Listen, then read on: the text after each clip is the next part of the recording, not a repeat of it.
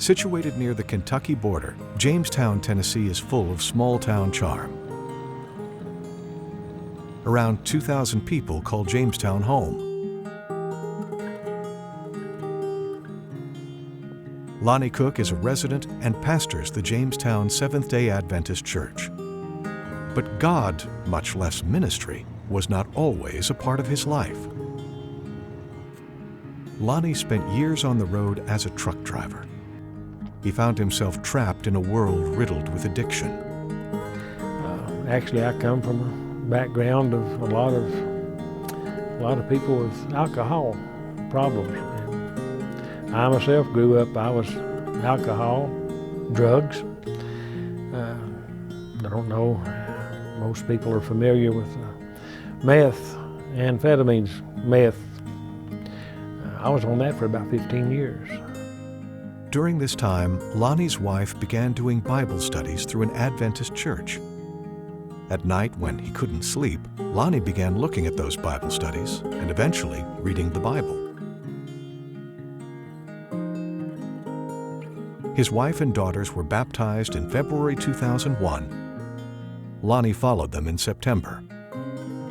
At the time, the church was a small group passionate about sharing God's love in Jamestown. Lonnie soon found himself involved in outreach and eventually quit his job to devote his life to ministry.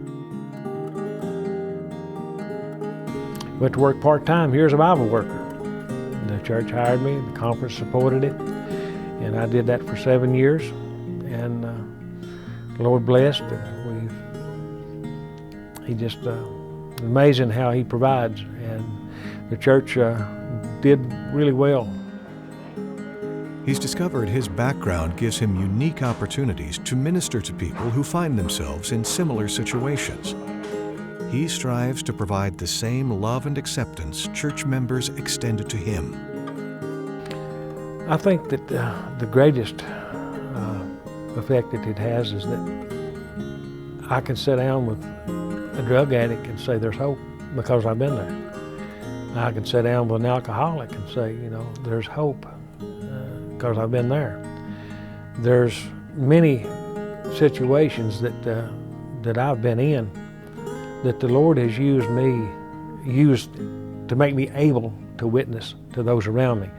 A lot of times that we come to a person that's struggling and we can say, I'm sorry for your condition. I don't know how you feel. But in these conditions and these situations, I can because I've been there. And I think that's the greatest help. And I think that's why God let me survive that kind of a lifestyle for so long, is that I could share with my brothers and sisters that are in the same need that I was. When Lonnie and his family began attending, the congregation had recently purchased a church just north of town. This building was built back in the early 1930s. It's an old building. It's quite expensive to heat, quite expensive to cool. The only property we have is just the parking lot, the church and the parking lot. If we have special events, there's no room for parking. And it's kind of out of the way. If you don't know where the church is at, it's just not a good location, not an inviting location. If you look around outside, it doesn't represent Christ. We appreciate this church. It's been good to us.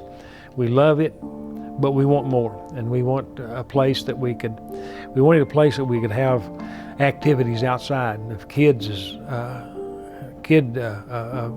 programs, Vacation Bible School, we can't do that here. We don't have any facility for it.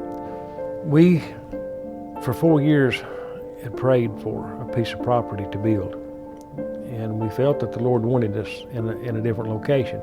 And we found some property that we thought was suitable. We liked it. It looked like it was going to work out great, but we would pray, Lord, if this is the property you want us to have, open the doors. If not, close them. And He would close them, and we would move on.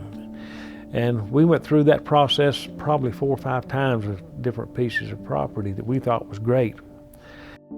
Finally, God brought them to a 4.5-acre plot in the perfect location. But how would they accomplish the enormous task of building a church? With just over 30 members and only one with some construction experience, it seemed insurmountable. Maranatha's standard North America church plan was designed specifically to help congregations like Jamestown. It gives groups access to architectural drawings, a starting point for designing their dream church. Along with the plans, congregations can tap into Maranatha's decades of church construction experience, helping to guide them to make the best decisions for their church. This aid amounts to thousands of dollars in savings. God putting the right people in the right place at the right time and bringing His plan together, not ours. And right now we're seeing that plan come to fruition out there on the property as a new building is going up. And the community sees it, and the community is talking and asking questions, and they're happy that there's a new church going up. And we just couldn't be happier with what Maranatha is doing and the help that they are with helping us with this building project. In July 2021, volunteers arrived on site to begin the work of building a new sanctuary for the Jamestown congregation.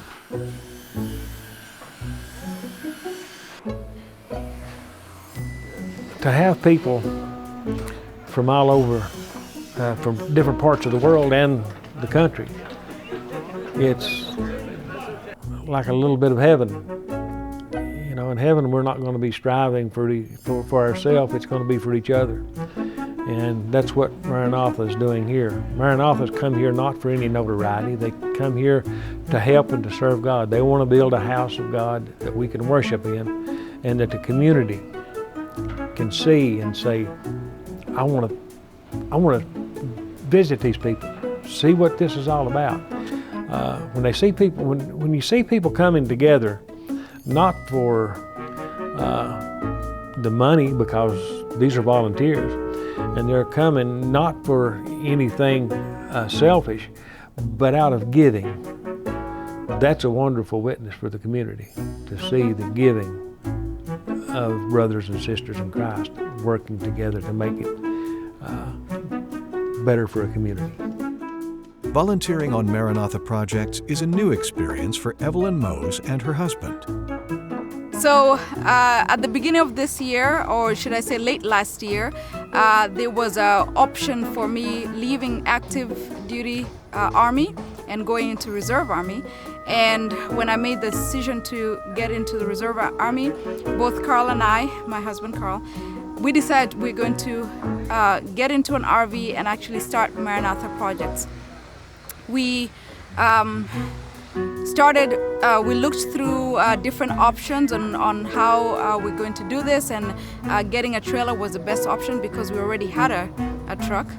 And with the little money that we'd saved, it was going to be physically, or should I say financially, feasible for us to do this. And I do have all the time, being the reserves is only once a month, and so it was easy for us to make that decision. So it was God's way.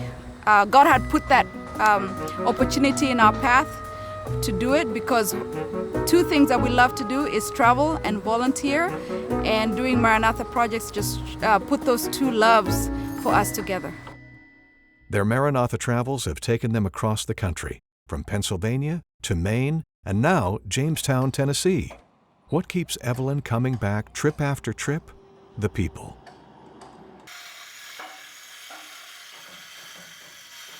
When I have come to Maranatha mission trips, one of the things that I've learned and have helped me personally is the growing mentally, spiritually, and physically.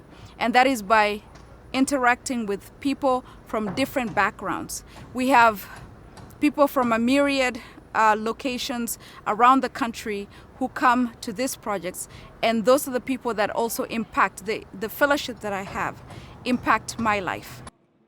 Agatha Richardson joined the Jamestown project with her husband and son. After years of dreaming of volunteering, they were excited to put their plans into action. I always wanted to do a Maranatha trip. We watched the Maranatha mission stories on 3ABN in our home, and we always talked about when our son turned 12, we would do a mission trip. Except I did not expect for my husband to take lead on this one, and he made all the arrangements, and so we were ready to go. I didn't even have to ask about this one. The experience brought missions to life. Mission for me now is reality. I'm no longer talking about it. I'm no longer thinking about it. I'm living it. James Mills is a veteran volunteer and fills most of his year traveling from one Maranatha project to the next. For him, seeing churches like the one in Jamestown rise out of the ground is rewarding. But the relationships he's built over the years are what motivates him to sign up time and again. We're not here to build churches. We're here to build relationships, to build that relationship toward God. If we don't do that, we're failing. We do this all week long or 2 weeks, or however long we're here, and so we're building people, and then when we go home, you know, we just keep coming back and building more relationships and so on and so forth.